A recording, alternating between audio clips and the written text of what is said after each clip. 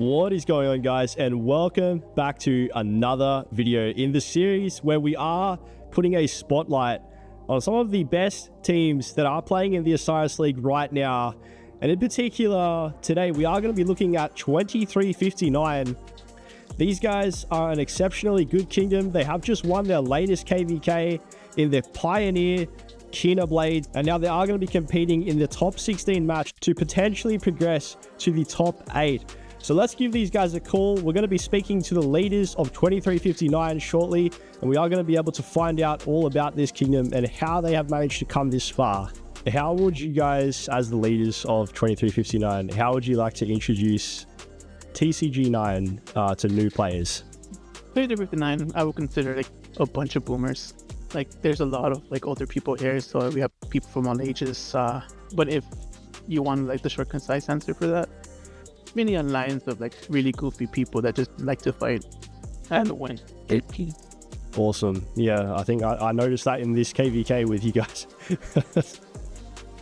When you saw our profile pics and like the theme of this KVK, we usually do that. Every KVK come up with a certain theme.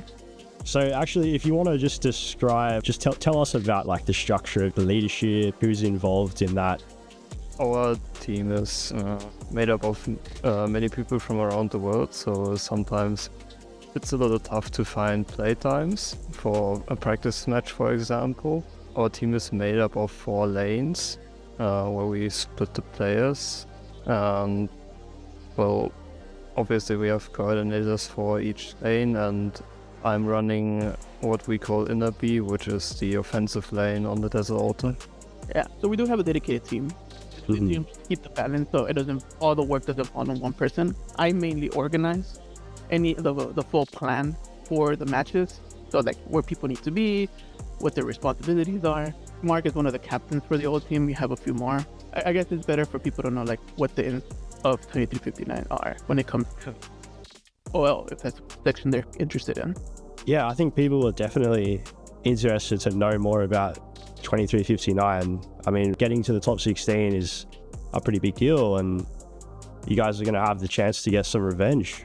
We're always looking for that kind of fierce competition. Do we have what it takes, you know? Each time we make a new milestone, we just want to see like how we match up to the higher tier competition. So how would you guys label your alliance if you would promote that to other players? I would definitely say that we are rather KVK focused, and also Osiris League is not our strong point, but we made a great effort since last Osiris League that we will make top 16 this time. The people here have the spirit of competition, so if there's a chance that we can climb to higher status or to higher rank, we'll put that effort in. What has been your most memorable Osiris League experience? It can be in this season or the last season, and which aspects of the Osiris League do you find most engaging?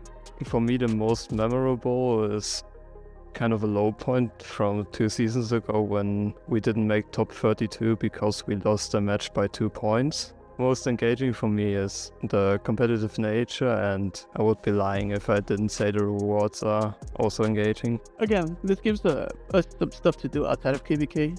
As Mark iterated earlier, we are a KVK focused kingdom, so everything that's gone on with like the Osiris League experience and just the evolution of the team, but just seeing the team improve on how we worked on it and how we fine-tuned this machine to make it to where we're at right now has been a very enjoyable process. We already mentioned last season you guys made it to the top 32. With this season being in the top 16 right now, like what do you think has made the difference that allowed you to do that? Definitely the change with baseline new units, because it allows us to just kill our troops in KVK without having to worry about Osiris League. And last Osiris League, after we entered top 32, we were in the middle of KVK against 606, and after Kingston we just didn't have the troops to play Osiris League effectively. This is, I think, one of the best quality of life changes that Lilith has made. Because again, our problem was always running out of troops. Even before we made it to top 32, definitely our biggest weakest point, because we didn't really conserve troops, even if we wanted to, because again, we're a KVK focused kingdom. Yeah, totally understand that. And I think also just like on that note, because I have been interviewing like a few other teams as well. Pretty much every OL manager I've spoken to so far has said they're loving the update to like the baseline troops. So this upcoming game, as we said, it's going to be a rematch with the Alliance 17-18. They won in the previous match, but not by a huge amount. Do you think you guys have what it takes to win this time, and why? I think we can do it. While reviewing the previous match with that, I do see the weak points that we have, and those are weak points that we don't have to do major adjustments to. We just got to make sure people focus a little bit better. If there's anything I think our players can do, is make those micro adjustments pretty easily without changing the overall format of how we play. The problem with playing against 17-18 is that their accounts are just much stronger on their OL team than ours. So we just can't win by pure force. We have to win on strategy. Yeah, absolutely. And we've seen that happen as well, like in other realms. So it's definitely something that you guys could pull off if you have the right kind of strategy to go into the match. Have you guys been playing practice matches as well, like leading up to this big game? And how do you get all your players like to show up every week?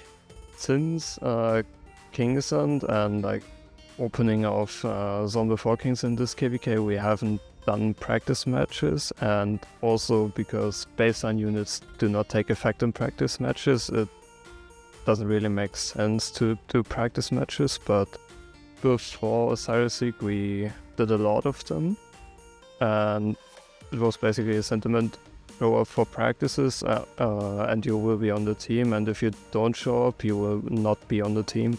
I think the biggest thing for any good OL team is the people that try to put the effort in it. If you don't put the effort in it, that just means that there's more likelihood that when it comes to important matches, you might not show.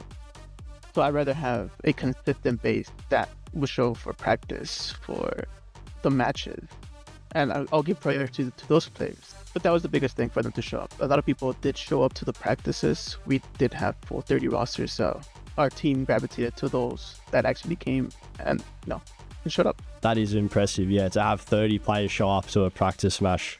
So in terms of your middle fights for the Arc, do you think prioritizing AoE commanders is important, and why?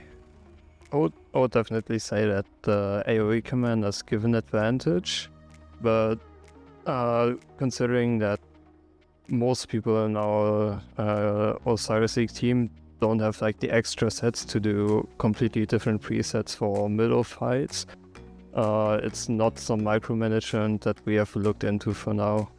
We go based on player availability, so it's a case-by-case basis.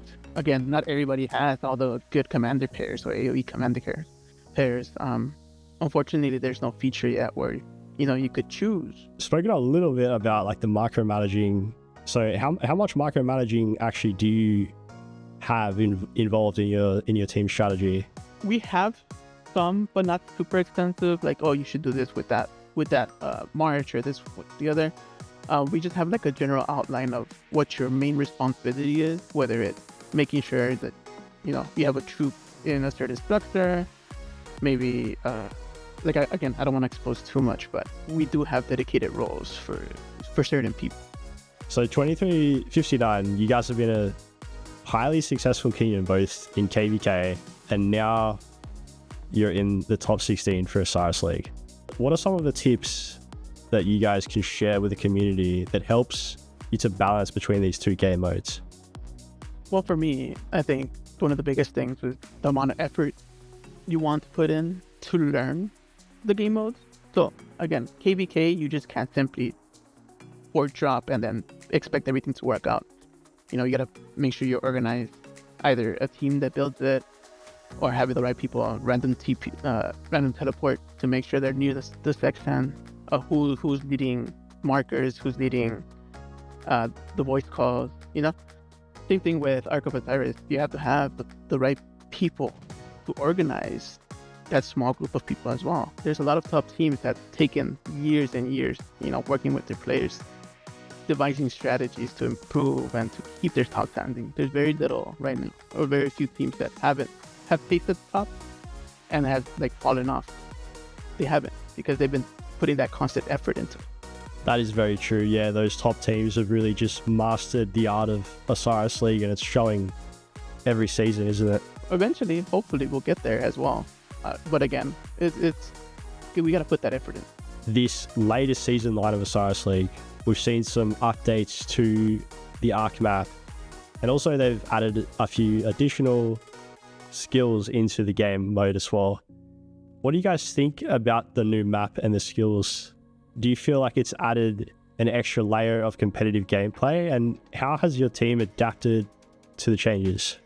The new skills were a very important feature because Time Warp has pretty much changed the meta because it allows you to use To the Death twice, or if you are a building focused team, you can put No Mark in, one of the new skills, which is for buildings, and use that twice. This skill that shortens the occupation time it takes to like take over a building, and then increases the points, increases the damage to structures, that reduces the damage taken from the enemy trying to take your structure. It's a pretty interesting skill. There's a few skills here that do change the strategy of what you're going for. When you guys are looking beyond the current season of Osiris League, what are some of the long-term goals that you guys have set as a team? I wouldn't say that we have set a clear goal yet, but our top 16 should be the minimum goal from now on, that we always get top 16 in the next Osiris League seasons. Again, we are more of a KBK focused kingdom. Up into this change with the baseline troops, we always figured that we wouldn't have the troops to make it far anyways. I mean, we always look to improve where we can. Again, it always comes down.